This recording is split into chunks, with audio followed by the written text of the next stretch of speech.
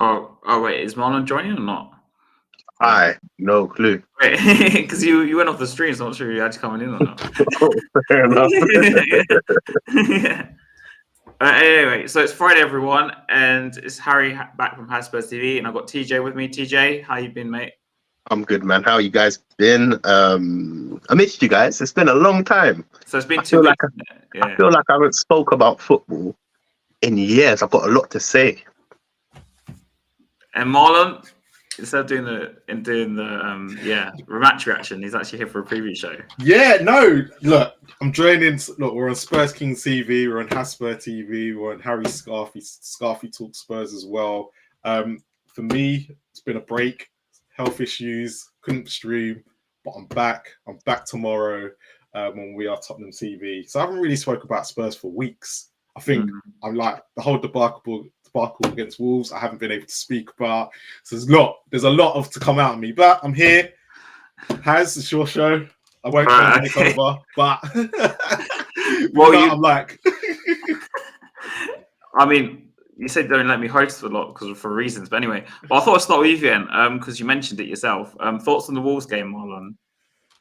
You're going to bring me in straight away. Yeah, do you know what? You know what? I saw the Wolves fan in your chat like when you lot were doing the preview. Yeah. I was as everyone said, this was the game. If we were gonna drop points, it was gonna be Wolves. Now, for me, if I heard, let's take Harry for the talking instances. The last few weeks, right? And there's other people said very positive about things. Spurs is you think about it, Spurs are in a wonderful. Everything's wonderful at Spurs. Signings were great. This was great. That was great. Wolves shouldn't be a problem. Shouldn't be a problem at home, right? Away from home, I give it. Look, Man City have been to Wolves. They've not even picked up results, right? But Gary O'Neill seems to do a certain thing against these attacking sides when they go to certain places. So it is what it is. But if Spurs are aiming for top four only at the moment, because that's what we can aim for, should be losing at home to Wolves, no matter what. Shouldn't be losing at home to Wolves. We've lost way too many home games at the moment, and it doesn't seem like it's going to get any better because there's certain home games in April that I think we're going to struggle. So it's going to be very, very interesting going forward. Fixtures from I looked from the 2nd of April to the 4th of May is just horrific, and I'm probably going to chuck the Chelsea fixture into there as well. Yeah, well, this is the thing. You're going to throw Chelsea in there, a ground we don't win at, right? So we don't win at Liverpool. So it's looking kind of curtains for us at the moment, but we'll try and be as positive. Tomorrow's different, but Wolves happen. Thank God we've had 2 weeks. Well, not for us fans. Having 2 weeks off has been an absolute nightmare, but the players have had 2 weeks off. They've had time to recover, and Ange just had time to think about it. So let's wait and see. And TJ, I'm going to pose this question to you on the thoughts on Wolves thing. Do you think, as a caveat to this, I don't know if that's the right word, do you think we're too predictable? As an additional thing to this? Kinda. We've just gotten boring, man. It's not gun-ho football, man. It's predictable Tottenham. Look, again, Wolves is a difficult side. We seem to struggle against Wolves, and I'm going to give them credit where credit is due, and be honest with you. Wolves have been amazing this season, so you have to give them flowers. But Ange, for me, he got it totally wrong. That was a must-win game, and he failed miserably. And a lot of fans might disagree with me and might think I'm negative, but these must-win games have to be won. Otherwise, the goals of top four or the goals of achieving the unthinkable won't ever be present. Well, look, again, it might sound harsh after last season because we shouldn't really be expecting nothing nothing more, especially in Ange's first season. However, there's certain things that are really killing me. The fact that we struggle to create chances when Ange's whole philosophy is attack, attack, attack, and leave it on the pitch. We've been leaving a lot of things on the pitch and walking away with nothing, So predictable, yeah, 110%. I feel like it's just a whole circle of Tottenham. And until we address certain tactical changes that I feel Ange needs to make in order for us to become better, because look, we praise our defense, and I don't want to go too deep into it because I know you've got other questions, right? But we praise our defense.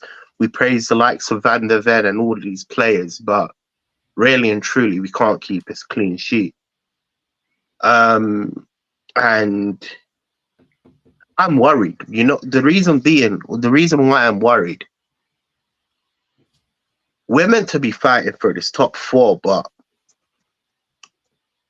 it seems like we're settling for 5th, 6th at best, which for me is not acceptable. Even though my predictions were technically 6, 7 would be a good season, it was better than last season, right? You just don't expect that team with the team he has to be performing so badly. But again, look, I'm going to leave. I've spoke quite a lot in it, I'm going to leave it to other guys to dissect it. But I just felt like that performance was TJ, awful. You're going to stop. No, but TJ, do you know what? I want to ask you a quick question, right? And I said to Hazel would take over. But you said about being predictable, right? But we could sit there and go, Manchester City are predictable. Now, I've had there was a few comments that were left in the comments when you locked up last, and even on Tuesday when Ash did his show. Manchester City are exactly the same. They're predictable. But is it not about the players that we've got might be the actual problem? Because Pep doesn't change it. But are they predictable though, City? Because the difference is City have the option of play it long and short.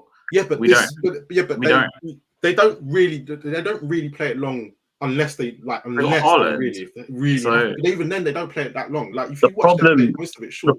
But when Manchester City lost the Wolves, and then when they've lost their games this season, especially against Arsenal stuff, you will go onto Manchester City podcast. I know a lot of us don't do it because they're always winning. If you go to the ones where they lose, actually, a lot of the complaints are exactly like us.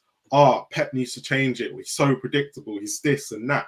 So is it a case of... Do you think... I know this is off topic, but do you think Klopp is different then? Because I think Klopp changes it personally.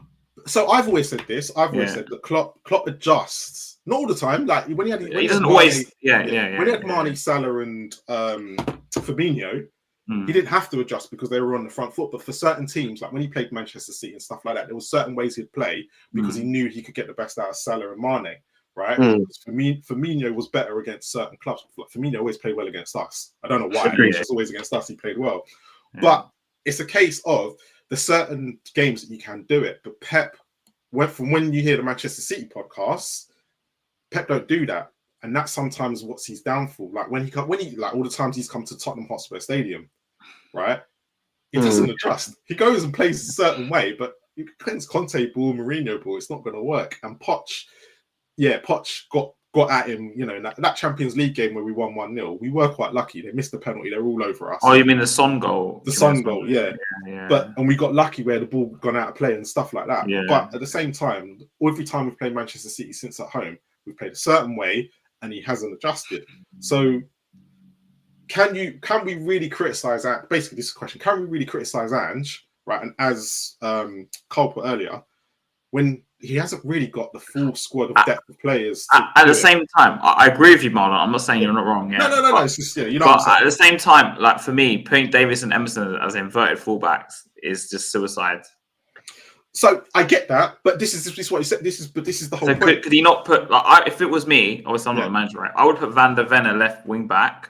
I would put Dragic a right wing back. I would shift Davies into the middle. That's my thought. But this question then comes does he think Dragison's not ready? Because we've seen We've seen Pep do it, where he doesn't throw a player in straight away if they're not ready. He waits and waits and waits. And I think he did it when he signed Laporte in January. He didn't throw him in straight away. Diaz, he did, because Diaz was like at the beginning of the season, but Laporte, he did eased into it. So do you think Ange's doing the same with Dragusin? Because we've all said for weeks he should be playing. And if you take Van der Ven out of that left wing, if you put Van der Ven in that left wing back situation, are we then becoming more vulnerable? I know we've let him glow to goals at the moment, but it's all been set pieces, which the problem is, I agree with what you're saying, innit? Look, while you were talking, I just watched back the Wolves game, Wolves highlights, to actually refresh my memory of how they scored. The problem is, this is what I was actually alluding to.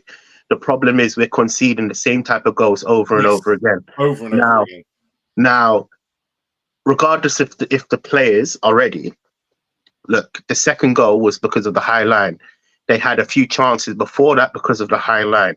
Now, I'm not saying you have to scrap your whole system and change the whole dynamic of your system, but clearly there's something going wrong with the system because we are not keeping clean sheets. And although you want to compare us to Man City, the reason why they have had time. They have had time to adjust to the system. Now, don't get me wrong. A manager has their style of play, and they have their tactics that they actually want to go forward in. But when we are conceding this much goals and the same type of goals over and over again, it's not the players, it's the system. The system is clearly the error here. Because for me, if you compare, look, I watched back the Wolves highlight while you guys were just talking. The first goal came from a corner, same issue, right? The second goal came from a counter-attack, highline issue. How many times can we let in the same type of goals and not say it's a system issue? Do you think part of the problem is that the fullbacks are so far forward? Because if you look at us, really, we're playing like 3 and 7 up front. That's why I blame Ange, because he has set it up. Look, regardless of if it was Emerson and Davis or Horo or Adogi or Dragusin or Van der Ven or whoever, me or you has, if you're conceding the same goals over and over again, it's not about the players that are playing on the pitch. It's about the system. We are clearly vulnerable. And you know what? Someone said to me, this is this is a long time ago now. This is about a week ago now. Someone said to me, the reason why, look, again, Vicario's having an amazing season. But the reason why he's having an amazing season is what reason? We're conceding a lot of chances. Top goalkeepers are there to make saves, right? But the amount of saves that Vicario's making, we're putting him on the pedestals of Edison, Alisson. Clearly there's a system error, and it goes to adjusting. And I don't look again. I'm not a tactician, but I've seen it over and over again. I'm tired of having the same conversation. Maybe our players are not ready. Maybe we don't even have the players to play in the system. Maybe the quality of players that we've brought into this team are not on Ange's level. So something has to change. I think you're right, but also I want to say, if you're insisting on playing Davis and Emerson, you have to tweak the system, because for me, they don't have the ability to play this inverted fullback stuff. Because they don't have the legs of Porro and Adogi to run up the pitch that much and have the ability to recover. And even Adogi in this system has made mistakes. You know, obviously set up 2-3 goals, and I can't remember who it was against. Yeah. So you're asked, if it was me and I had to play Davis and Emerson, I would have played them a bit further back and like more compact. If you're going to insist on playing them, changing your system, and it goes back to my point. Yeah, it goes back to my point. You adapt to what you have on the pitch. You don't. Again, I'm not a manager, so I don't clearly see what's going on in the background, right? So I can't really tell you, oh, this is clearly working because of this. No, but what I can say is it's happened too many times for us to turn a blind eye. And if we keep consistent on saying we believe that it's going to work, we can be like Leeds, gun-ho football. Bielsa, yeah. Think about it. Gun-ho football. Amazing to watch. But the final product, and this is my main issue. It's not even about Ange's tactics. I'm looking at it from a perspective of, will this take us to a title contending season? I said on Harry's show, no. I said this no. is my point. If we can't look at this system and say, yo, this is a title contending system, then there's something wrong. And it comes down to Ange to figure this out.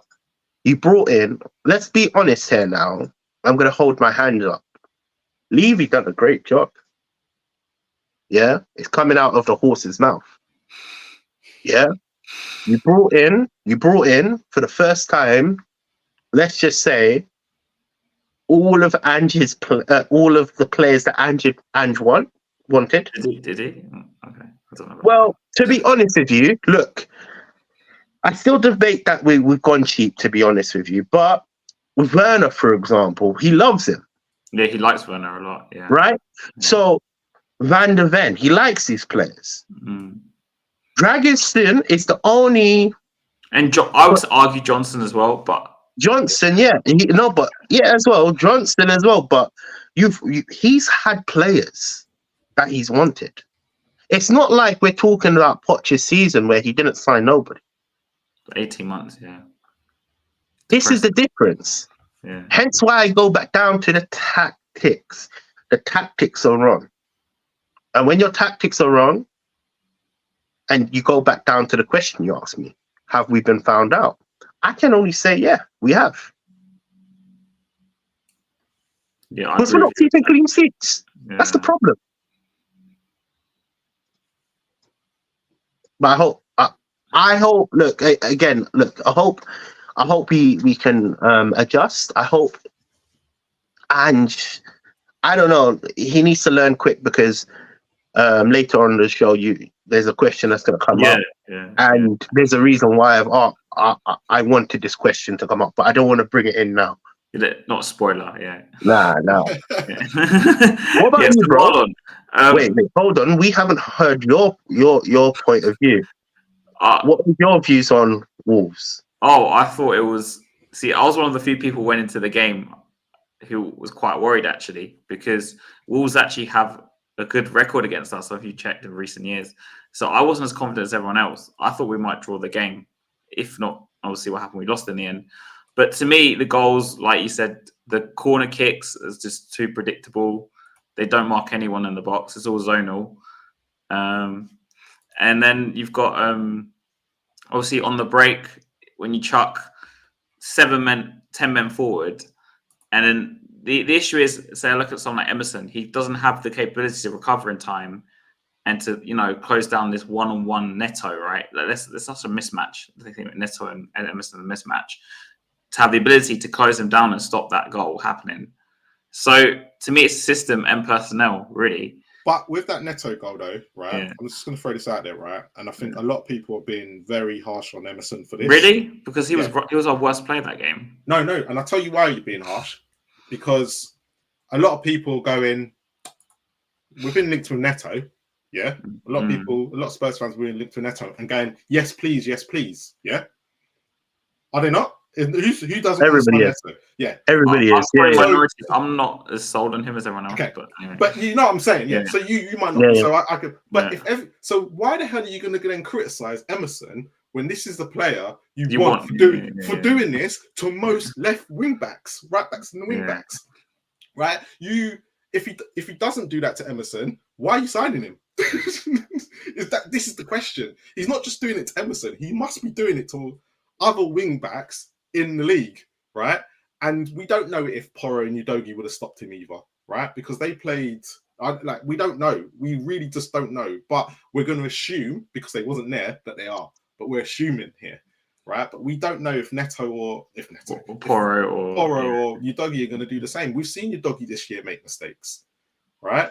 We've seen Basuma make mistakes. We've seen our first team make. They're the ones that are the problem. So, like when people are having a go at Emerson for that, yes, I completely understand what you're trying to say, but Neto does that to most winners. My biggest concern was who's picking up Gomez. That's the runner. That is the runner, right? Because when you see Emerson go one-on-one with Neto, we all should have known it was curtains. But if it was one-on-one with Porro, we've probably been saying the same thing. He would have probably done exactly the same. But because Porro is so much better going forward, he'll get off lightly. And that's the thing. So do you think? You're gone. Because when I look at defense on paper, it actually looks quite decent, right? Because you've got two decent fullbacks. I know they invert. And our centre half pairing, even though I'm not like Romero's biggest fan, like he's still a good player. I just don't think he's as good as everyone else says. He's still going on with that. Yeah. I still think Van der Ven's way better than him already, but that's just my opinion. But they're a good pairing, yeah. So on paper, you think this defense is good. So how are we conceding so many chances? Because the way the system is set up is it's like the defense is all over the place. When I look at our defense, but TJ already said. What, the first goal was a set piece? Yeah. The first goal was a set piece. Yes. Last week against the week before that it was set pieces. The week before that against Everton it was set pieces. So set pieces are a problem with us. They just are a massive problem. So this is where most of the goals are coming from. So we just have to look at it as in cut the set pieces out. Maybe we're not conceding as much because we're gonna look, as everyone says, we're gonna give up chances in this system. Right, we'll concede chances tomorrow against Palace. We will do, right? But the thing is that you have to take that with Ange, right? Man City will concede chances too. Liverpool concede chances. But see, that's where I disagree with you. But carry on what you were saying, Liverpool concede chances, and I've always said this. But the chances they concede, right, are not what you call clear-cut chances you're going to score. This is why Vicario, basically. Because Vicario, but this is where Vicario has been so good because actually the goal chances we are conceding, right? Apart from Gomez's, most of them that are from open play, they're not scoring. How many chances have we seen this season where Vicario saved it and we've gone, oh my God, how has he got to that? But because of where the situation is in the player, he's able to save it. So I agree. I agree with what you're saying, but we're going to disagree with. You don't agree? Go on. No. I agree with what you're saying, but see, I come down to route one. I take it all the way back to route one. Why? Because if you're conceding the same chances over and over again, and your manager is not changing nothing, it's like me saying, you brought in a tall centre back for whatever reason he's not using it. Let's just say he's not ready, right? But you have a known threat in the air. Dragiston was amazing in the air. You have him, but you're not utilizing him. Now, for me, it comes down to inexperience. Of what? Of the manager. Is it inexperience? Or 110%. Yeah, no, I totally. The reason being, I think he means of like elite leagues. Like he's only really been. The reason being, I have a thing pulled up, but later on I'll bring it up. I'll bring it up. Let's get into Crystal Palace and then we'll. Yeah. But it comes down to inexperience. But this, I don't call it inexperience. Okay, what would you phrase it? For naivety, then. I think it's a case of right. It's like when you say inexperienced, because you got to remember this guy has managed in the Champions League. Agreed. Celtic, right? So you can't sit there and go he's not inexperienced because he's had these problems. Like when Celtic played in the Champions League, he didn't have the players right to play at that level, right? So he has seen it. Because Real Madrid is a prime example. If you saw the Real Madrid game at Celtic Park, right? Celtic completely outplayed Real Madrid for 60 minutes. It was literally 60 minutes. They outplayed them. They couldn't score for nothing, right? But that's because they don't have the players. But they played so well. It was like, oh my God, they're going toe to toe with Real Madrid. But the problem is, and many managers have done this year, Gary O'Neill's, De Zerbi, trying to think who else. Pep hasn't done it. He was the only one who didn't do it. They make a tweak. It's that tweak then the Ange doesn't respond. And I think it's really weird because I find it very similar to Conte, right? And this is where the subs come into play. But if you go and ask Celtic fans, Ange wasn't good at subs there either. They're blinded. This is what the conclusion I come down to. He's blinded by his tactics. He believes it's going to work, and it's going to work, and it's going to work. Which but then if you look at the first 10 games, right? It was working. That's because that's the price factor as well, though. Yeah, like I get, and there's a different factor to why it's not working now, and we can get onto that later. Yeah. But with Ange, you got to remember if you think about it, right? You've been earning the same job all these years, right? You've changed jobs, you've done really well at these jobs, and you've been doing the same old tactics, right? These small different companies earning loads of money, you've managed to get your business loads of money, right? And you've been doing it the exact same way, and then you get your lucky break. Are you going to adapt because you're now working for a big company, or are you going to go with your tried and tested because that's what got you there? And that's what Ange is doing. That's all Ange is doing. And I know what you're going to say. The Premier League is a different animal, and I agree. The Premier League is a complete different animal, right? But you have to look at it like this. Ange is going to go through some learning curves this year, and it is year one, right? It is year one. Yeah, that's fine. I give him time. And that's the thing. I think for a lot of us, if we didn't win those first 10 games, yeah, or if we weren't top at those and undefeated, and then the injuries didn't happen, there wouldn't be a lot of expectation now. We probably would have expected Wolves, if we're being completely honest, right? Because like you said, 7th or 8th you expected. He's overachieving in your eyes. Yes. All right. How's is probably the same? I'm probably the same. He is doing what he's supposed to do. I think Phil gets what I'm trying to say. Yeah. It's an element. He's surprised. In the first, it was an element of surprise. So for us, I think we started getting ourselves into top 6 chat with other teams and going, look at us. We're top of the league. Yeah. We got burned. This is what football's about. We got burnt, right? And a lot of, you have your other channels, some channels who were saying, don't be talking right now, it's going to come back and burn us. Didn't you say we're going to win the league or something? I was being over dramatic. I actually said Liverpool were going to win the league, by the way. Sorry, I just thought I'd say that. But no, because I was getting on that hype train. But that's what you have to do. When it was all good, you have to get on the hype train. You have to enjoy it, right? Because we all know long term, it ain't going to happen. Right? I jumped on the hype train, but my conditions were, we do it until January. I'm full in. Yeah. But let's take Palace tomorrow, right? I'm fully expecting, right? I'm not like you've put manager bounce up there, right? Do you think there's going to be any manager bounce tomorrow? There will be, because they've completely changed system. I'm expecting a loss. And do you know what? So while I was ill in bed, right, I ended up watching that Crystal Palace Burnley game.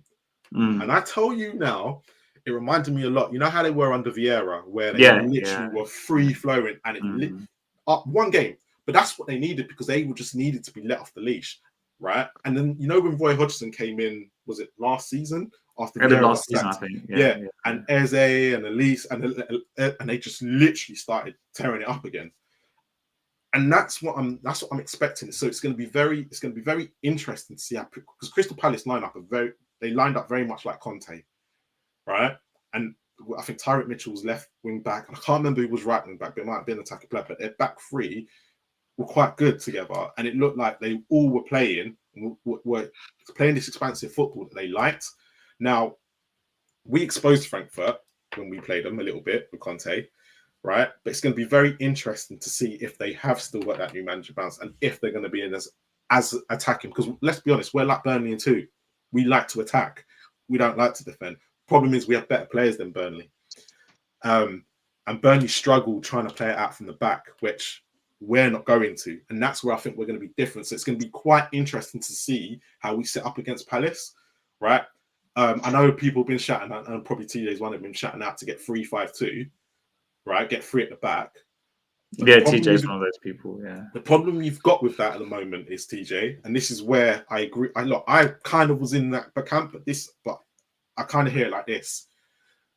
A lot of the players don't have the philosophy of Ange right now, right? And it's not like he's played that formation before, right?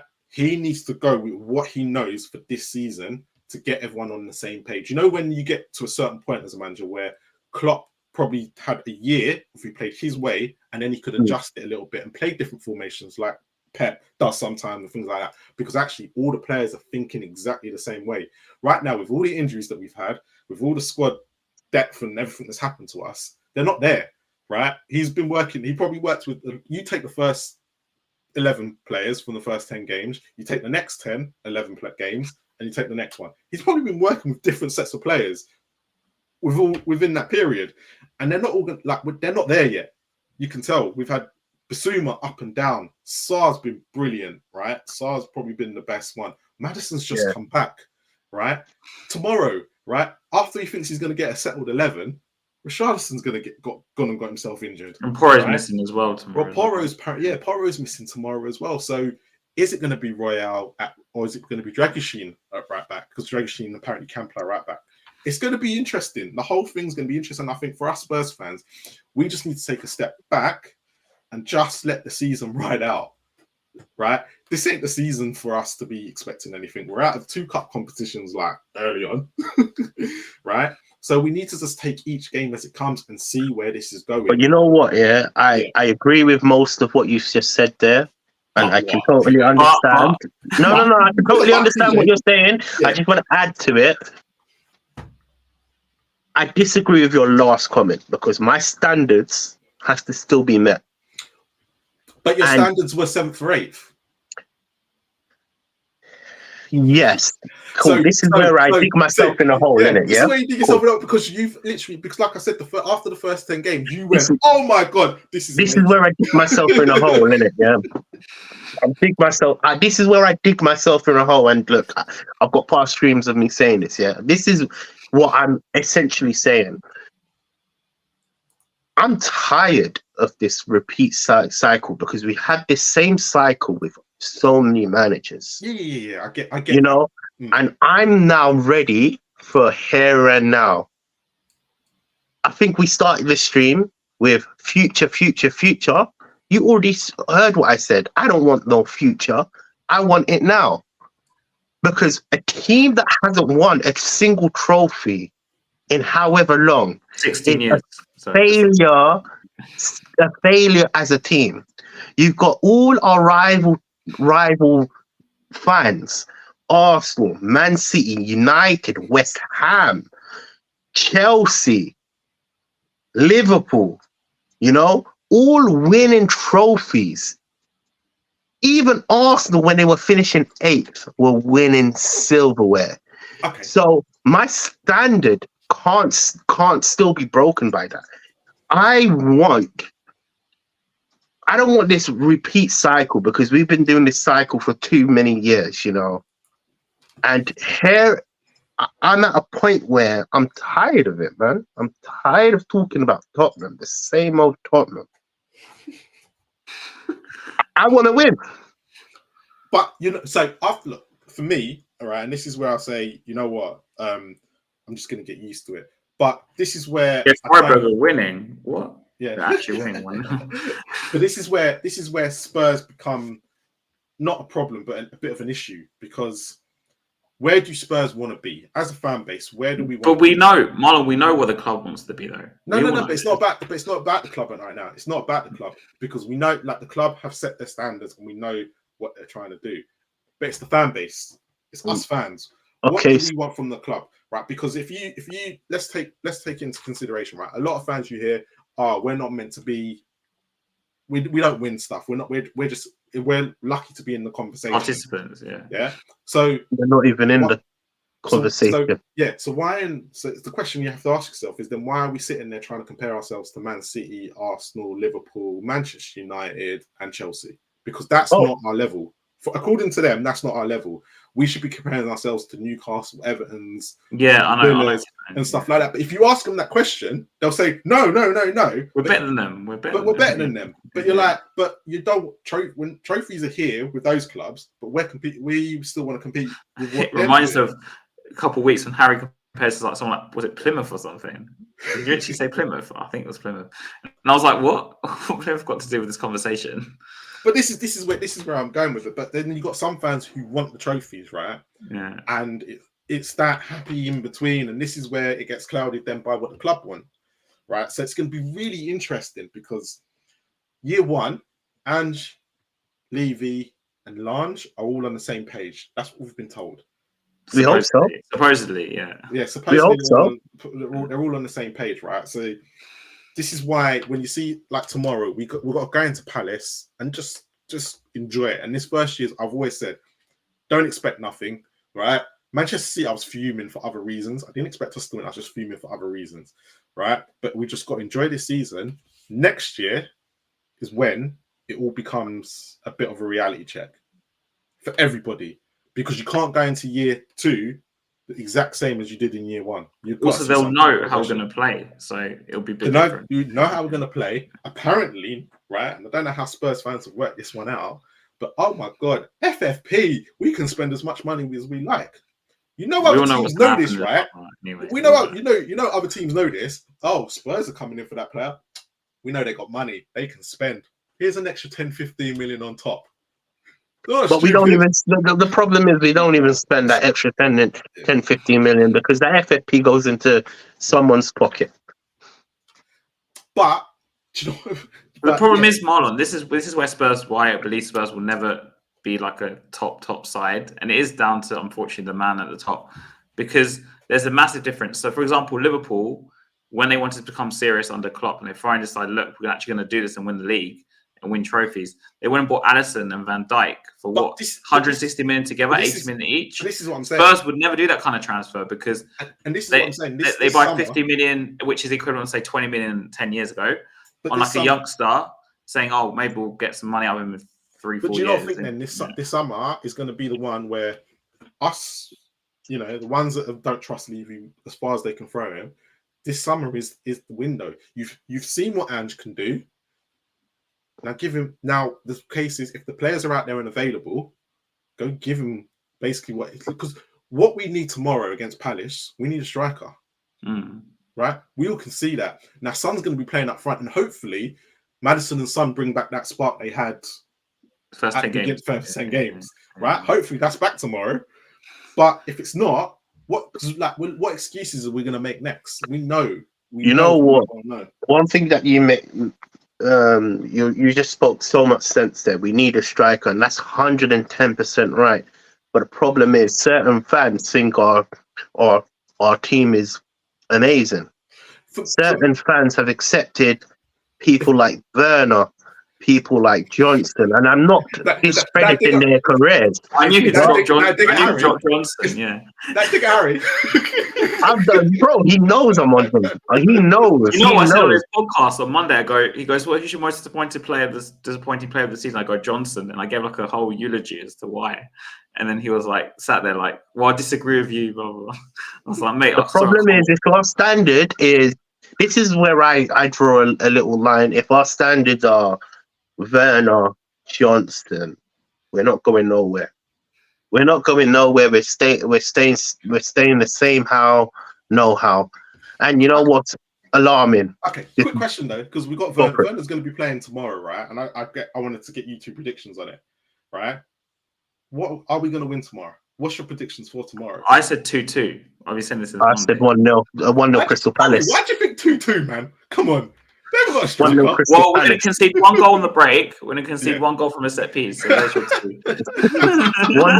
You know, the only reason why we're averaging conceding 2 goals a game. You know that, anybody watching from Hotspur right now, I'd subscribe for that and subscribe to when we win. Wait, you believe we're going to win? He said we're going to lose 1-0.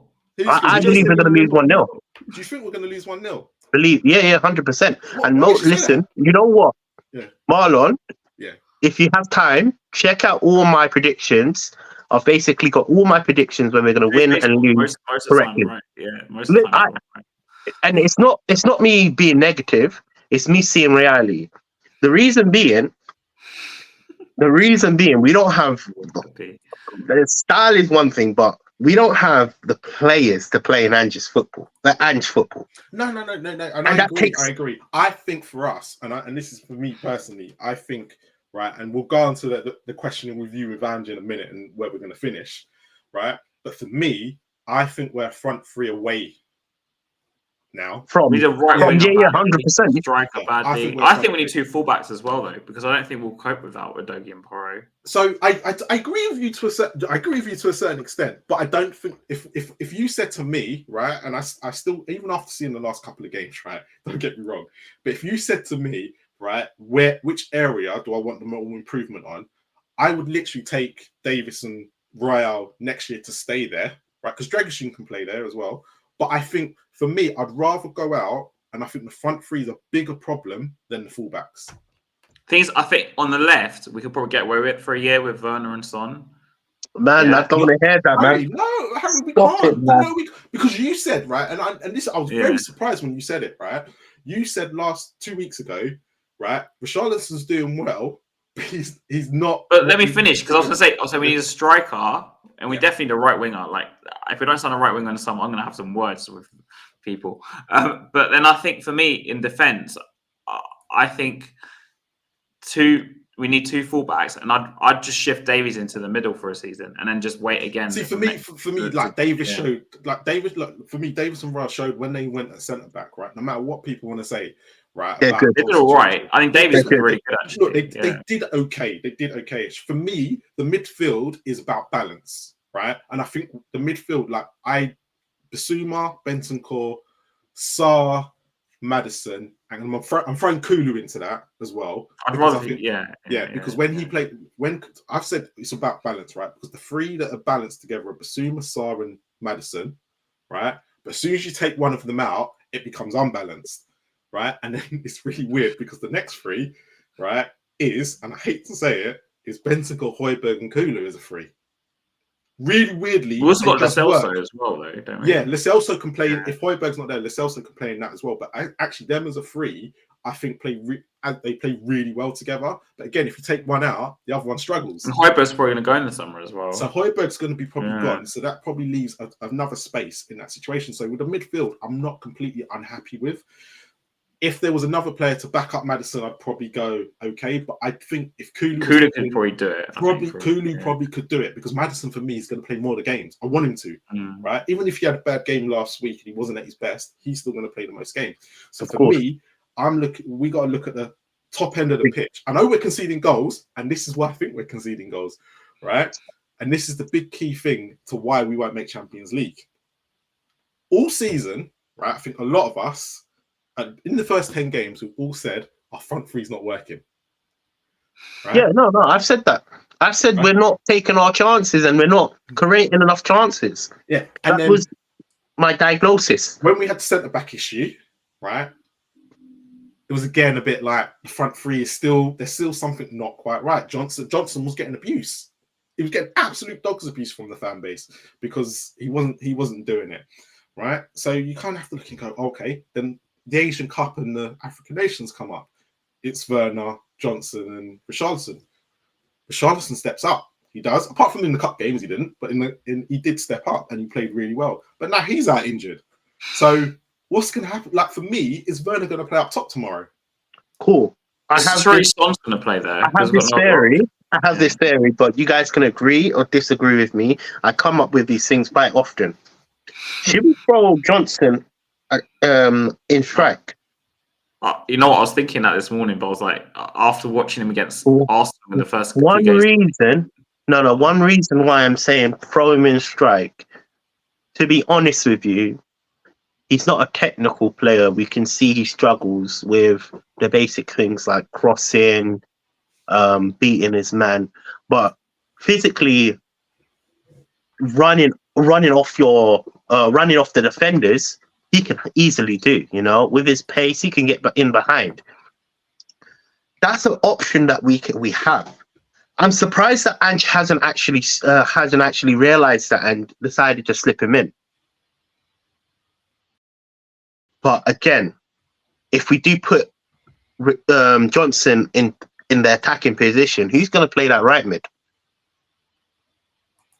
Look, Kulusevski, I guess. And do you know what? This question here about the proper number 6. I do agree. I do wholeheartedly agree. But I think if we went and got a monster, say we got a Declan Rice, yeah. For talking purposes, I'm just throwing him in there because he's probably the best number 6 right now. Him and Rodri, right, are probably the best 2 number 6s in that role. I still think Spurs have problems, and that's the way it is. I think if we for me, improve the front 3, then you go and get the number 6, then you go get the 2 fullbacks, like you said. I think we got to work from the top, up top, back now, because if we're being honest, we don't know how long Son's legs are going to last. Right, so it's going to be very interesting tomorrow because he's played all that football to see if he can still. He's knackered a little bit, but he would probably do a job. But Maddison's got to step up tomorrow. Madison's got. He was really poor the other week. Yeah. Yeah, and this guy Adam Walton, who plays for Palace. Bloody hell, he's bet. Like I saw when Ash done his tactics on him. I thought, oh, he's really good. Watched him against Burnley. He's quite nifty. I think our midfield might cope with him tomorrow, but he could be a danger for us, especially if Eze's back. It's going to be really, really interesting. Eze's my fear is Eze, man. Of course, it's everybody's fear, but Eze is just a player, man. Mate, he's a player that can slip into any top side.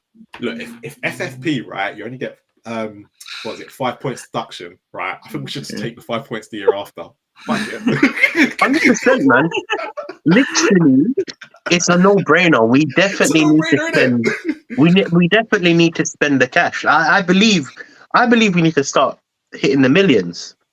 Get the best of the best. No. I'd say my top players now, you spend 80 to 100 million pounds. No. Get the best of the best. We don't need that though, boys. We don't need that. We don't need 80, 90 million pounds. No, because the reason I'm gonna throw you why we don't need that, right? Why? I'm actually going to use Manchester City as a prime example right now. The price tags for the players that we need for an Ange system, right, are in the 35 to 60 million ballpark. We don't need the 80 millions. And all that who? But the problem is, because one thing that how much was Doku signed for? But the problem, but live Manchester City don't like. Admit, the problem is, Haaland is exceptional, right? And you got to take him out the equation. But if you want a top striker, we're gonna have to pay like. I agree with what you're saying, but the problem is going cheap is what we've done for the whole of my life. We definitely need top quality players. We need to go for and it might sound crazy out of this world, but I want Tottenham to target the best of the best, not the mediocre. But it's got to be. It's what I'm saying is like you're asking players who like you could go and spend 80 million, right, on a player, but if it's 80 million, they've got to fit in an Ange system. It's not. We can't be buying players because he's worth 80 million, right? Like Jack Grealish right now, right? Let's take Jack Grealish, right? He'd be great for us. But I don't think his work rate wouldn't work for Ange. And I think that's the reason why I also think we have many similar players to him anyway. So he'd be brilliant. Like he's a brilliant player and he'd literally improve our squad, right? Yeah. But he's £100 million player and he would need to be literally making a Haaland impact on our squad. Not what this like. What I'm trying to say, Mono, is that to sign like a top striker, you're gonna have to spend like crazy money nowadays. You're not gonna get him for cheap. I know. The problem is, I don't think there's many £100 million strikers that out. No, but see, this is where I would say as a prime example, yeah. Osimhen's not coming exactly, that's the perfect person. If we was to go for Osimhen, this is why it's Harry. Harry's argument to us is always like, oh, this amount of money is a lot of spend, right? 50 million on Johnson, 50 million on return. It's a lot of spend. But I go to him, hold on. What I would classify as a big spend nowadays is going and dropping 80 to 100 million plus on like a player, because that's the elite players cost this sort of money nowadays. It's not. But the problem we've got is, and this is where it comes into the club. When you use Osimhen as an example. Osimhen's a great example. He's a great example. Yeah. But for me, because Osimhen, if you listen to his statements, he wants to go to a club that was winning stuff. Yeah, and that's where Tottenham fall down. That's my point. And my point is, we've gone cheap so long, it's busted. We're not even winning anything. And I don't think we're going to win in the next couple of years because. And the mentality that we've had, this is the problem. We've had windows to improve massively and we've gone cheap. I will tell you a good example, and it might sound out of topic, but before we got in Van der Ven, I wanted two centre-backs. I wanted Van der Ven and Tapsoba. I'm not saying either or either. I wanted both because we needed both. But because Levy was a bit tight with his money, he didn't want to go for Tapsoba. He chose to go for the cheap option. And the same way, Tapsoba's I wrong. no, Tapsoba's wrong. do you know why? Tapsoba, this is where I'll go against the club on certain things. But when Leverkusen sold Diaby to Villa, they came out. They basically came out after that and said we don't need to sell any more players. No, none of their players were up for sale after that. But how about the Debo thing though in January? Who? The Debo thing in January. It only went cheap when he went for Dragusin. But Dragusin was already agreed. Dragusin was the first choice. Really? Because I don't believe you. Yeah, because Paratici had already because if you listen to what Dragusin said, he was keeping his word to. Yeah, but it doesn't mean that it was our first choice. But he was. We were linked with Todibo for what? Todibo was our first choice. And we didn't want to pay the extra money. No, it's like 30-40 million or something, wasn't it? Or something like that. Look, let me just make it clear in it, yeah. We've gone cheap for the whole window in it, you know. Regardless of what players have played, yeah, they might have been successful. I'm not saying it's not successful. I just want to make a point here. We were in for Raya.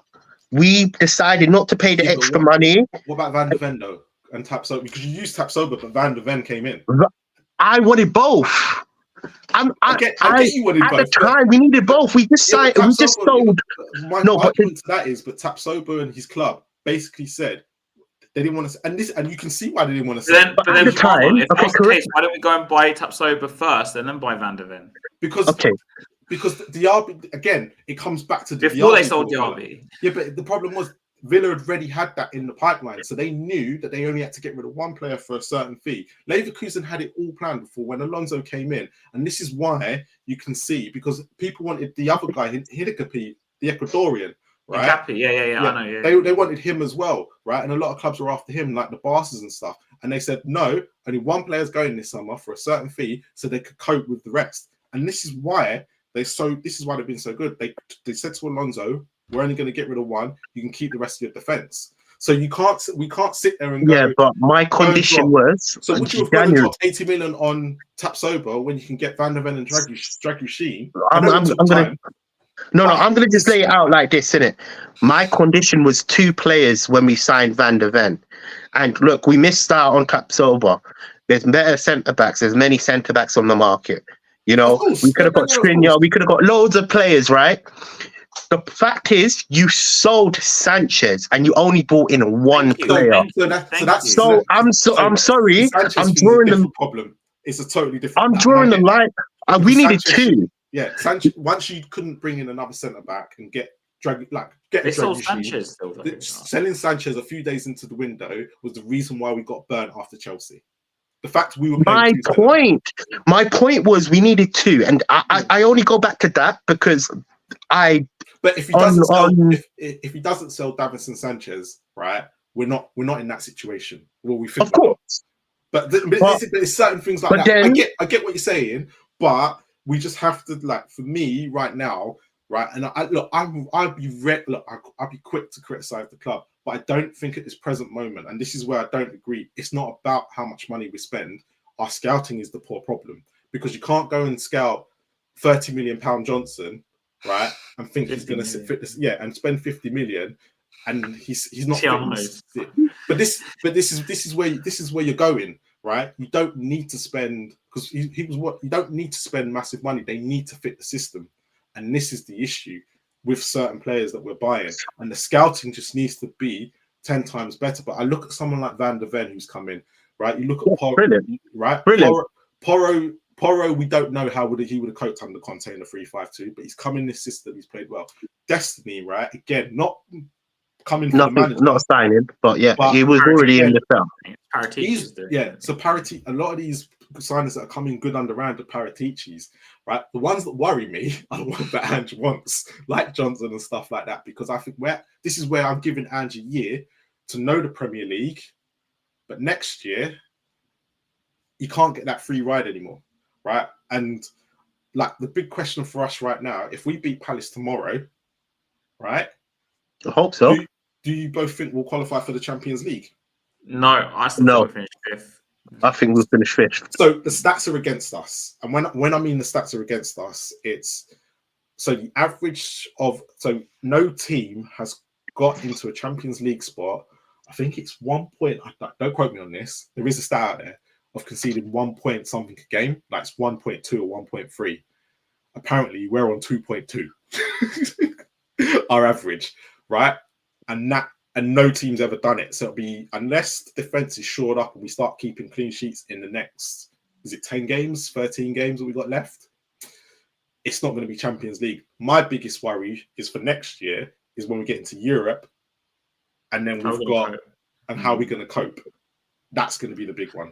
Marlon, because obviously we haven't done a stream together for a very long time. I want to ask you this question. Do you think the intensity that we play at is part of the problem? Because when you posted a comment in this when I was hosting, I think. Wait, before you go on, give me credit where credit due. Give me flowers where flowers is due. What did I say at the start of the season?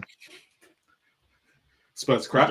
It's going to finish 7 or 8. What did I say I was trying to remember what you were at the saying. start of the season? I said this style that we're playing is high intensity. It's going to cause injuries. Didn't I say that? You did say that. Yeah, but this is nothing. I'm not going to be here at DJ. Wasn't groundbreaking. If anyone looked at Andrew's career, right, today, it's been the same at every club, right? And if you were being completely honest, if you look at Klopp and Pochettino's first couple of seasons, that's what I'm asking you. Yeah. So do you think this intensity is sustainable though, or do you think he has to change it to more controlled style? So I think Klopp's first two. Klopp's a great example of this because the first 2 seasons, his players kept getting injured around January time, and they suffered for 2 months, and then they'd all come back, and then they'd get back onto winning ways. But January, February, they used to suffer. Even the year that they only lost one game all season against City, and they ended up losing, I think it was by a point. But if you looked at the January, February, I think it was all to do with draws, but that's because they didn't have the players. But again, they're doing it this year. They're getting to March now, and their players are all hanging. But that's more of a Premier League problem than a Liverpool problem. But then he adjusted something. I don't know what he did, but he adjusted something, and he made sure that, I don't know if he calmed the football down, the rock and roll football. I think they take breathers. I think in the game, that's what I noticed, because Saba made a point about this. About Liverpool and City, saying they sometimes take breathers. There's certain parts of the game where they slow it down a little bit, and then they high intensity, and then they go fast. And I think that's the bit that probably Ange needs to get used to. And I think he tried it. I think he has tried it. Brentford will be a prime example, but the problem is we were so poor against Brentford at keeping the ball that when we did go for the intense bit, we could do it. But against Wolves, it didn't work. It just didn't work because we couldn't score, and that's probably what our problem is right now. We need a finisher. Because we are creating so many chances, we're just not finishing them. Yeah, that's true. No, you speak in facts, man. When you speak facts, I can't comment on it. Yeah, no, 100%. So do you think that he'll change his? Because you spoke about Marlon spoke a lot about Palace being very attacking or something and being more expansive. Do you think he might change it tomorrow to park the bus against us, like Wolves did? He came against Wolves, didn't he? He was there because he was in the crowd. Yeah, he was. And he said he was in the crowd before he was even named Crystal Palace. I don't think he'll know how. If I'm being honest, because he's a good manager. He would have won Europa League, didn't he? Yeah. So, he's probably the sort of manager that Spurs would have gone for if. I was saying, Would have been a bit. The question is, would it be a better suit? I'm not saying Angie's not the right suit for us, but if we were still signing players for the 3-5-2 system, he would have just slotted straight in. But I don't think Spurs fans would have. I don't know. I don't know if Spurs fans would have accepted it as much as that, because Angie's a character, isn't he? And I think that at the moment, I'm probably one of those people who doesn't really think he's that great. No, but he's a nice guy. I think that's what blinds a lot of fans. I think that blinds a lot of fans and blinds the reality. You know, because they see Ange as a father figure and they see him. It's like Poch, basically. No. He's like Martin Yole. That's the character. I actually prefer Martin Joel. I think Joel's nicer personally. No. But character-wise, Ange is a lot like Martin Yole. Football-wise, he's more closer to Poch, and I think that's what we're getting blinded by at the moment. But like the last few, like this, let's be completely honest. Since January, the football Mm. has been just as Plays bad as content. rubbish. Yeah, Probably man, worse. rubbish. Right? And people won't accept that because Oh, obviously I accept it Ange- fully, and I'm Ange- viewed as negative. But for me, you have to. Ange figured it out for me, and I'm not going to get on his back. I'm not. For me, I'm letting him figure it out, and I think for us, all of us Spurs fans, just need to let him. I know we're going to get mad. I know we're going to get crazy, right? And I know a lot, but a lot of that blame shouldn't be blamed at Ange. It should be Ange. You get on with what you do, but we're going to make sure that guy over there, those two people, are supporting you as much as they can. So when we play the teams like Palace, this was Poch, right? Remember, like Poch when in his good days, and we had played those 3 home games, right? Brentford, Wolves, not Brentford. Was it Brentford? Brentford, Wolves. We had 3 home games on the bounce. Oh, Brighton. Would have played all 3 of those games, and all of us would have gone 9 points, not even worried. Yeah. Right, but because Gary O'Neill had a number on Ange, we're like, okay, we might get a bit swing. And now that this new manager bounces in, we shouldn't be like this. We need Ange. When Ange was at Celtic, they knew they could turn up to a place and they'd be hitting them for 5-6. There'd be certain games they couldn't because the team would block, but they knew. But this is what we have to go through. This first season, someone made a great comment. Someone from Australia and said, I think was it Brisbane or Melbourne where he was first at. They had struggles in their first season, right? Very, very similar to what Spurs are doing now. And then he got it right. The second season, he got it right. And that's why I think Spurs, as long as the board and everything, they're all on the same page and they're all going in the same direction. That's what we hope, man. Right, this is what we're going for. Next season is the one. Title challenge. I'm not going to go that far. No, next season is a trophy run. It needs to be 2 It's a cup trophy runs. run. Yeah, because if we won the League Cup and FA Cup each year, right? It does, like, people won't like. There's people go, what does League Cup bring? But Pep Guardiola's first trophy was the League Cup, weren't it? And so Mourinho's was as well. It does breed success. I know it hasn't worked out for Ten Hag, right? But it is what it is. The League Cup can bring, once they get a taste of it, right? That trophy, that free-handed trophy, then becomes, I want more of this.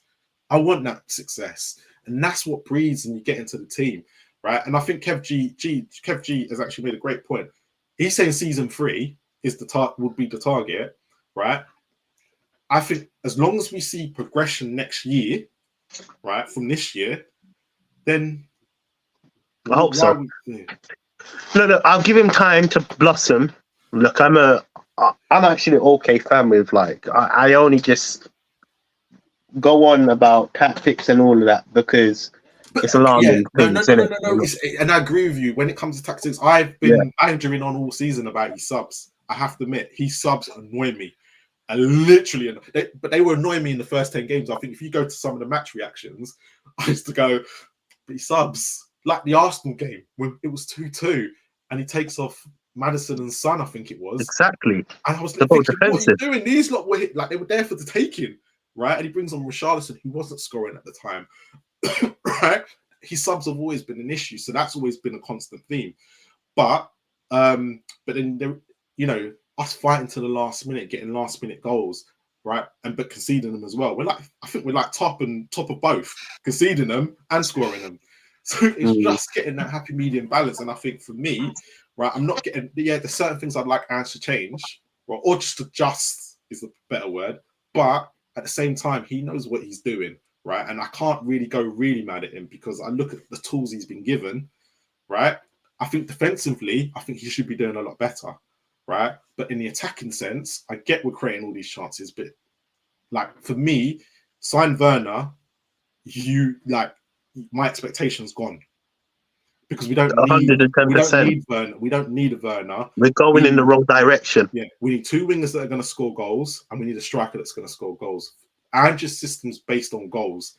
The only person in our team, in that front 3, that is scoring goals on a regular basis and consistently is Son. Right? For me, all Kulu needs to start doing now is adding goals to his game. And that's the biggest problem for me. Kulu adds goals to his game. He's the winger we need. I don't think he's going to do it though. Has he ever had a strong number 2? When he was at Celtic, he had a nice fella, but he went. He He's didn't talking come about, to Tottenham. yeah, he's what, McNamara, I think his name is. Yeah, Yeah. So yeah, he he had wanted a him to come with him. Yeah. yeah, but he Um, didn't. no, so he's always worked with the people that's already at the club, and for me, that could be a major issue to why. But you know Ryan what? Mason. Yeah, Ryan Mason. right. Do you know what? You know some of our issues during corners and all of that. Obviously, you mentioned Ryan Mason. Apparently, he's in control of all of that, right? So sacking the set So piece coach is now becoming the major issue. don't get me wrong. If it's Ryan Mason, he needs to smell the coffee, man. Because It's Mason though. I'm not joking. It actually, is he Mason. needs to smell the coffee and get something, get his head fixed. Because there's clearly an alarming issue, and it goes back to what you were saying about Vicario. If it's not Vicario's fault, there's something wrong with that defense. So did you lot see, right? Because I know, and then this is where people always like to blame goalkeepers. But did anybody see? So after that Vicario thing came out, there was a Twitter or something where they said he's not the only goalkeeper that's been through it this year. Alisson's had trouble. There was another goalkeeper. Flecken's had trouble as well. Where now teams and Fabianski had an incident. My dad told me. Where they're Areola. They're stopping what they're doing now, doing stuff. And Arsenal right now, and this is why they scored the most set pieces. Now watch them do it, right? And they do it. They stop. There's the way to stop the goalkeeper from coming out. Once you do that, and they're setting up zonal, that's it. There's a goal. The attacking players have got the thing, and Gabriel has scored so many chances, got assists and chances this season because that is what Arsenal are doing. He's been so good at it, right? And with Declan Rice and his set pieces, it's just literally been the thing for them. Mm-hmm. And you can't, like, for me, this is where you are looking at your defense. I think Liverpool worked it out, and you've got someone like Van Dijk going, no, be here, and then he makes sure he's dealing with it. It's not zonal, is it? It's not zonal, yeah. And they just you have to do something slightly different, and that's how you get away with it. Because if Vicario, for me, and this is what I was trying to say, and this is where Harry, this is where I'm gonna bring his age into it, because he wasn't listening to what I was saying, right? And he's sitting there going, oh, but he said this, he can't catch. And you know what? He made out, can I just put you? He made out like you were not taking accountability. Remember on the... Yeah. So I said, Marlon, you are delusional. I said, I called you out. I called you out. I said, you're delusional. I couldn't explain it there with all, to be honest, because you were just watching anyway. Yeah, I was on meds and everything anyway at the time, so I was just watching, and I couldn't really explain it in the chat. But what my sense is, right, Vicario, if you go and look at Vicario before he came to us, right, he was never good at crosses. I read that as well. We already knew that, right? And a lot of people, and when I said he's 27, people are like, he's 27. Yes, he's 27. He's not a young goalkeeper. So most of the stuff, if he's going to improve on that side of things, right, he's had 7 months here, right? He never improved. De Gea is a prime example. Do you remember when De Gea first come? Yeah. Never improved on it. What happened is Man United then had to defend in a different certain way to make sure he weren't caught out, right? And this is sometimes what you have to do. There's some weaknesses in a goalkeeper, right? And there's some strengths, yeah. And there's strengths, right? Mm-hmm. Yes, Vicario is a goalkeeper. He can catch the ball. That's not what I was saying. I said, but you can't, it's his positioning and stuff like that you can't teach, right? Because you can sit there and go, you need to be here, you need to be there. But at the same time, Vicario has been doing it for how long? He's been a goalkeeper. He's got to the top level. And it's a bit like Ange, yeah? They're stubborn in what they're doing, right? Yes, they will improve over time, but when you get to a certain, when you get to a certain age in football, there's only so much you can teach somebody. But then would you? I'll go back down to I don't know if you remember me saying, do you feel like that's a taint in Vicario's game? What? Because then you don't need like every goalkeeper, even the best goalkeeper, you name me the best goalkeeper in the world, they will have a weakness. Everybody has a weakness. It's how the team plays, right, to make sure that weakness is not exposed, right? For me, Ramsdale had weaknesses last year, right? You go watch Ramsdale, Sheffield United, Arsenal in his first season. But how was he so good last year? Because what Arteta said, I know what your weaknesses are. I'll make sure the defense are not leaving in those vulnerable situations, right? And that's what you have to do, right? You have to, when there's certain weaknesses in players, it's like your doggy, right? Your doggy's weakness is his concentration. And that's why he gives away the ball so much. So you have to make sure they're not left in situations where that's happening, right? Porro is the best example, right? Can he defend? Not really. But we're not leaving him But exposed. that's not his role, though. That's the thing is, I don't think that's his role. Yeah, but Ange's not leaving him exposed. Manchester United got exposed. We can all admit that. He got exposed against, but they literally went for Porro's side. But Ange's now put him in certain positions where he's not getting exposed on that right-hand side. And I think, is it Kulu? Someone is helping him out now. Yeah, it's Kulu normally. Yeah, Kulu's when Johnson plays out. on that side, he's very vulnerable. Yeah, very vulnerable. And that's why against Manchester United, they went, let's hit that right-hand side. And the 2 goals came from that. We should never have been drawn to Man United. Man United are Man United, right? But they saw a weakness and they went for it. So this is what I'm saying. When you always have weaknesses across your team, it doesn't make him run. It doesn't make him that he's not good enough. It's just that it's one part of his game because the things he is good at, right? We need him for, right? You know, when, like I said earlier, we're going to give up chances. Vicario is saving them. Those XG chances, as I don't like it, but as he said, he's saving them. So at the end of the day, it's not about and actually Kevchi's made it. That's the person. It was Sarr. Sarr was the person that helps out Porro. Yeah, but to flip your argument, yeah, it goes back down to tactical awareness.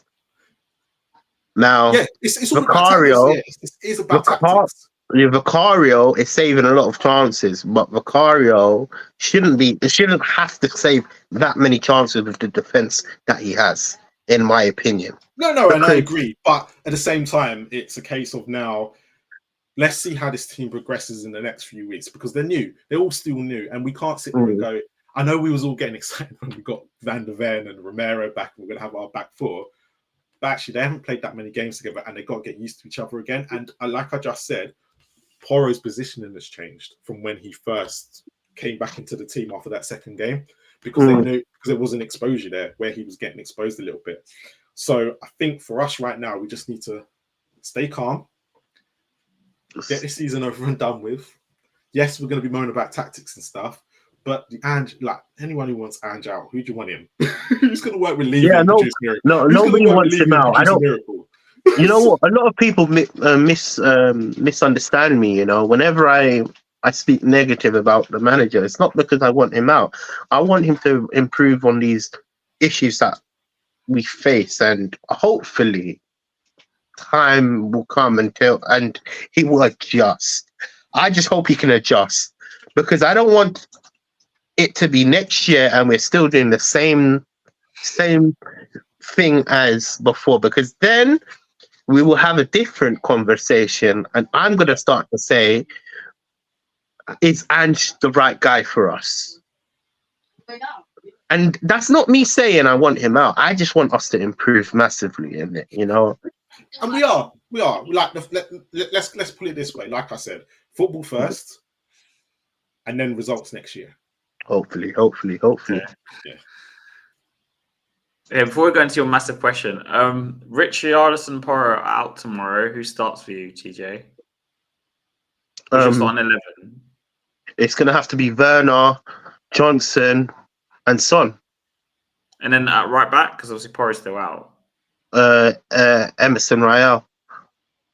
It's going to have to be that, you know. Never play Dragusin. Nah, I don't think so, because he's not going to put him in his main position. So no point playing someone out of position, even though he has played in that position. Do you get where I'm coming from? Yeah. You know, I don't think I could watch Emerson another match. You know, that's. Marlon? What's your lineup then? Who are you going to play instead of Emerson? Are you going to go to the three back? You can't. You know what? You just have to. I'm playing Dragusin there, a right back. I'm not playing Emerson. Or what we could do, we could put someone like Sarr. Someone like Sarr there, you know, it might sound not really like you want to do it, but Sarr is a capable player. But then again, he's not experienced in that position. So, see, it is what it is, isn't it? It's just to play the players that you have, isn't it? Until we get better. I think he'll probably do what you said. He'll probably put Emerson in there and put Werner in that. Marlon, what do you think? It'd probably be. It has to. I'd go with Royale, not because he's just the most natural right back. I can't see him playing Dragusin. And your front three, It's going to be Werner, but I was hearing like because he brought on Werner up front against when we're chasing against Wolves, Wolves, and he might try it again. Do you think he'll put Werner in the middle? Sorry, I think he might put Werner. He might try it because Son is. I think he should play Son first, see how it goes, and if it ain't, he can interchange. So, but yeah, I think he'll play Werner. I don't like for me. I'd play Kulu, Johnson, and Son if it was me. But you know my biggest concern on the left, basically, yeah. I'd play Kulu on the left. I want to see him on the left. I want to see him on the left.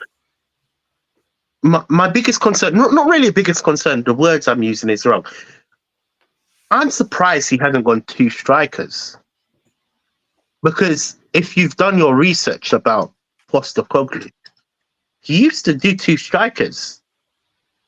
But then again, it's like we're predictable, isn't it? Have the personnel, that's the problem. It's 1-1 with Bayern, by the way. By the way, you know we've answered TJ's question already, right? You know we want to answer. Yeah. We have. We've answered it already. Okay. We've gone from the inexperience. We've done it already. Yeah. Keep it up, man. Score prediction. We've done that too, man. What are you doing? We've done that. Marlon, what's your score prediction? Oh, 2-1. Yeah, you asked 2-1 Tottenham, yeah. My bad. Too busy. What, 2-1 Tottenham? You just said 1-0 to Palace. But what makes you think we're going to win? Because Wolves was just one bad game out of how many we've had. But you just said we've been playing very bad football for like the past month. We still beat Brighton. We still beat Brentford. We didn't lose them, did we? Just about. What's my score prediction? 2-1. So we're just about going to beat Palace as well. Oh, man. You're running on luck, innit? You're asking me a question. I got a 2-1 from you. I got 2-2, and you've got 1-0 to Palace. Yeah, we're just about beating them. You're asking why I'm predicting 2-1. I predict 4-1. Shit. Yeah. I don't normally predict Spurs to win, but I just don't. I think we're gonna look. I think 2 weeks off. I think this game's too soon. I think this game's gonna give what's his name, Glasgow, a bit more to think about and how the Premier League's gonna be. I just think we'll have too much for them. And actually, I'm gonna say it. Richarlison being out might be a bit of a blessing because we then have to turn up like we did in the first 10 games with Son up top. Madison and Son, I'm hoping will reconnect, and that's what I'm hoping. But then it might be a bad thing because Palace might use the set pieces and of course. But I'm going for the positive than more the negative. That's all it is. And look, maybe because I've been away from Spurs for the last 3 weeks. But I am predicting a win for tomorrow. Brilliant stuff. But not next week against Villa. Woo! But I think we're losing that game. But when you do the preview, different answer. But no, on a serious note, I think we'll just about win. I think last game they need the players saw how badly they were. They've got to fix up. 100%. Brilliant. So. Are we at the end of the show? Yeah. So TJ, where can we find you? You can find me on this channel. Well, what channel am I on right now? You can find me on all of these channels, Spurs to be honest with you. Spurs Kings TV, so Hotspur TV. We're streaming on Scarface Spurs Talk, Hotspur, and Kings TV just to get all the channels going. Obviously, we want Has to grow and get you subscribers. You got TJ at Spursy's Talks TV, but he's always on this one. I will be. I keep saying this every week. I will. But it's Don't even bother. Don't even bother. Just come over to this channel and do your things from there when you can. And then obviously, so please, anyone watching on the TV, please make sure you like and subscribe to Spurs Kings TV as well, of course. Look, we do some great content. I know you all love Ash Mack as well for his content. Oh yeah, Ash is brilliant. Yeah. The rival show is literally that needs to be done. You know what? That's the show I actually watch the most. It's too funny. It's too funny. It's what we're here for, right? And obviously, we're going to be doing new stuff over the next season and stuff. So please, make sure you like, subscribe, tell your friends, tell them. Say Wednesday night at 9:45. Make sure you watch the rival show because even I have to tune in to watch it. But no, Spurs can see. But also, big shout out to Scarfy Spurs Talks as well, who was streaming on his platform as well. So please make sure you subscribe to that. And Harry will hopefully get well soon. Make sure you like and subscribe to his channel as well. But thank you to everyone in the chat for being with us as well tonight. It's been absolutely brilliant. And I'm glad to be back. Brilliant, man. It's nice to have you, man. The Kev It's G, nice to have Ryan G, Danny, that Spurs podcast, Luca, Talking Beer, David Lou, Spiritual, Philly. Yeah, big up Philly. I see JJ today. Maybe he was in. Yeah, that's weird, man. He's usually tapped into me. Giant Rabbit. I saw it was on an earlier show earlier when I was watching. It might be, yeah. I think Sean and that Spurs talk show has gone live as well, so they might be there. And then I missed anyone talking. Kevin G, Alex Scott. Yeah, we had Mia earlier as well, giving me a shout as well. out. We had quite a few people. Yeah. A lot of people saw me on and they were giving me shout. But thanks, yeah, I'm glad to be back. Yeah, JJ was on the stream. Be up to JJ. Yeah.